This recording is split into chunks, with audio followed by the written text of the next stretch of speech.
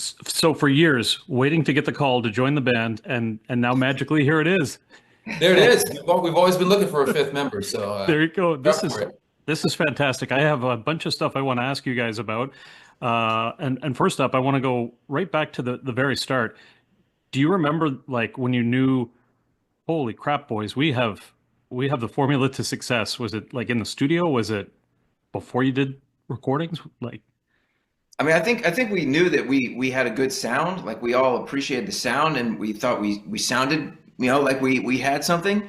But there's a million talented singers who never have the opportunity or are able to have the same success that we've had. So it's not necessarily being the most talented or having the right sound. It's kind of like this perfect storm of things. So there were moments where there were like pinch me moments, like once it started. But I don't know if we ever, were like, yeah, we got the best thing going on, and we're gonna be number one. I mean, we've always kind of had this attitude of we're gonna work hard, we're gonna keep scrapping, and we're gonna be very blue collar about the way we go about our business. And I think that's just kind of how we were raised.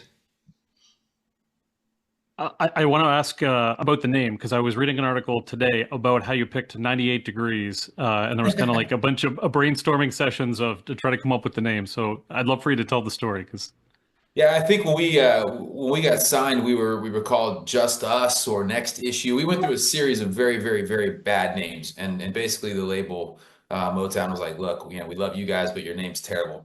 So come up with something else." And we went through all these ideas, and ultimately it was our manager at the time, his girlfriend, who said, "Hey, how about 98 degrees?" And we thought that's a little catchy. It's kind of cool, and it's definitely better than anything else we've come up with. So it just stuck. And so we've spent the last, 30 years trying to explain why we're called 98 degrees. And, we sing love songs and body heat.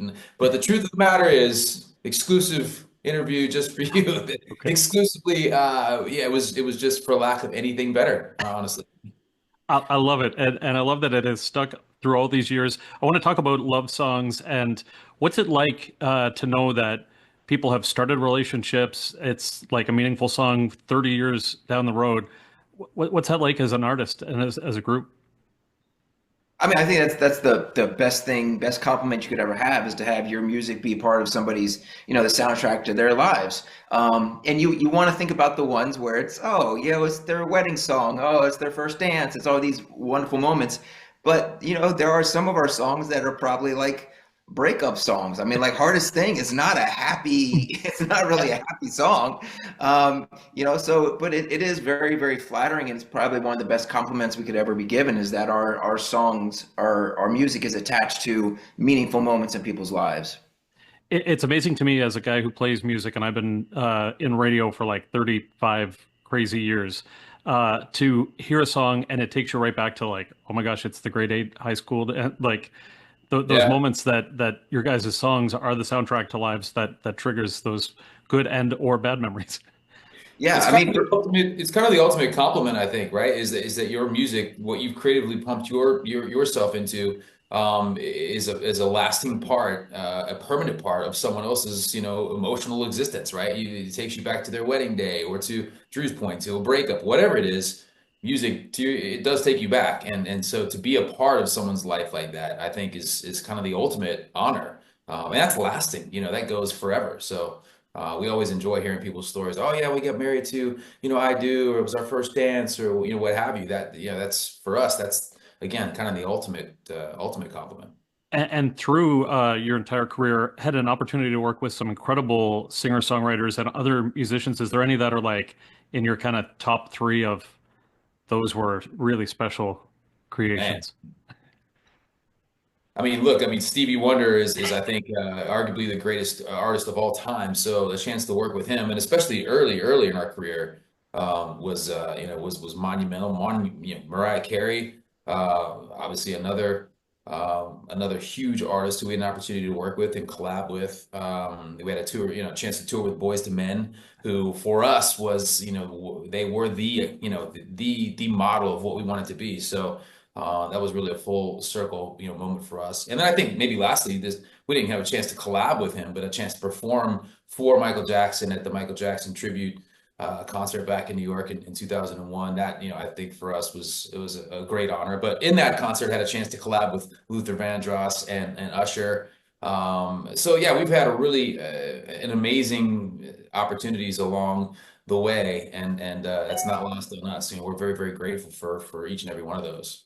When you get that call, like, "Hey, we're going to sign you to Motown, and this is what's going to happen," we're just like, "Okay, who's pranking me?"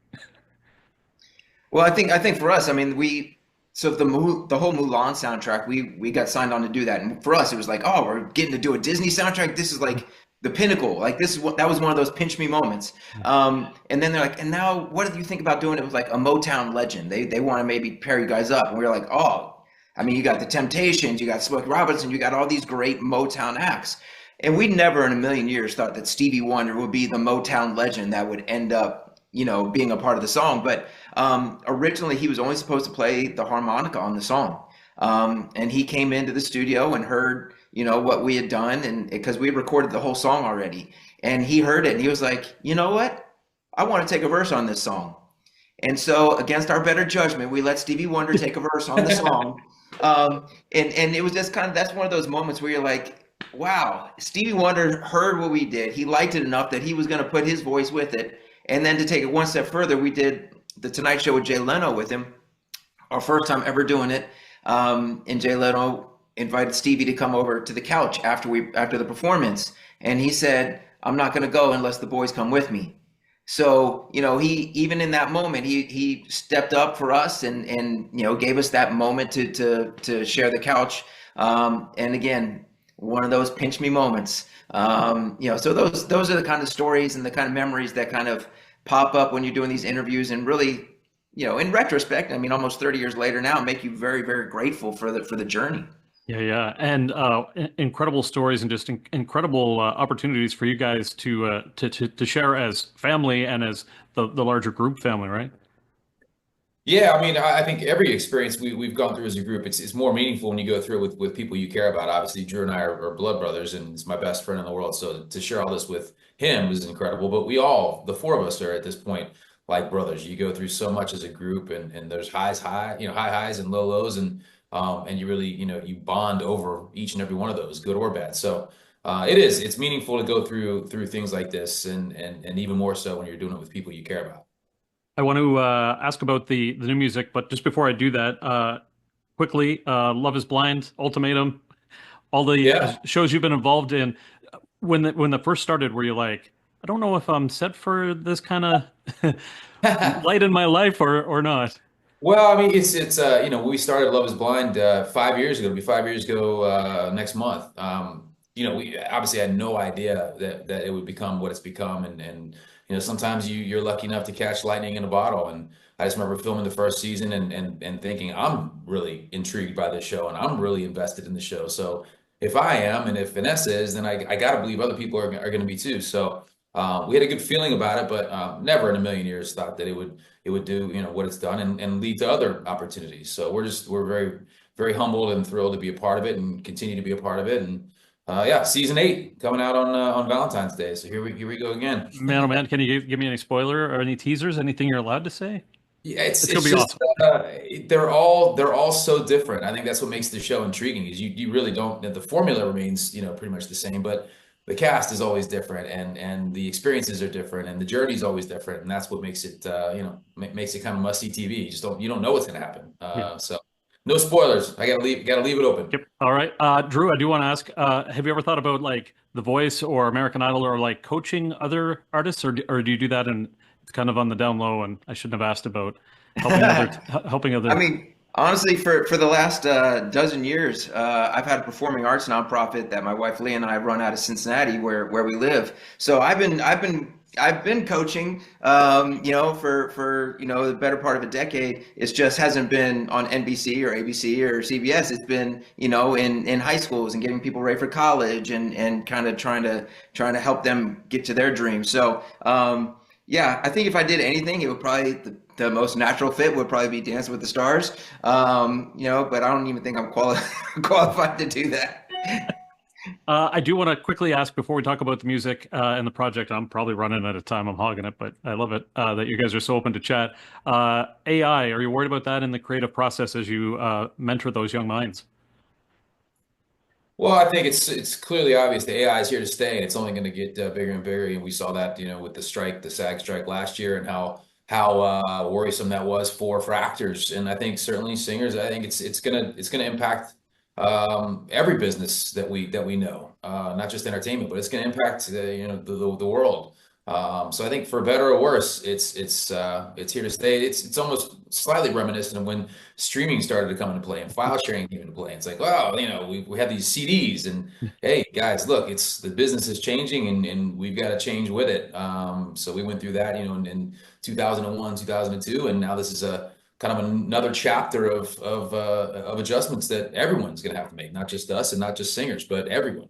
Yeah, no, you summed that up perfectly. Through radio, same thing. It's like, oh, this is gonna, people are gonna not buy the music because they're gonna just record it. But then, of course, the DJs talk right up to you guys sing. So then they have to go buy the music.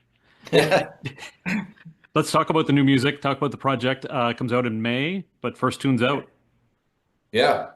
Yeah, first single Got You just came out this week, and we're super excited about it. This is a song actually I wrote years ago as part of a solo project. And the minute I wrote it with the guys I was with, I said, this is not for me as a solo artist. This is a 98 Degrees song. It just sounded like a 98 Degrees song. And so thrilled that the guys agreed to record it. And I think it really is harkens back to kind of our real original sound, thick, rich harmonies, great chorus. It's just a really solid pop song. So we're super excited about it. Can't wait for everyone to hear it. If you haven't gotten it already, go out and get it. Got You, available on all the streaming platforms. And then the album in general is, it's half originals, half re-records of our five biggest songs of our career. So we're super excited again for the fans who've been so loyal to us for all these years to have some new music to kind of latch onto.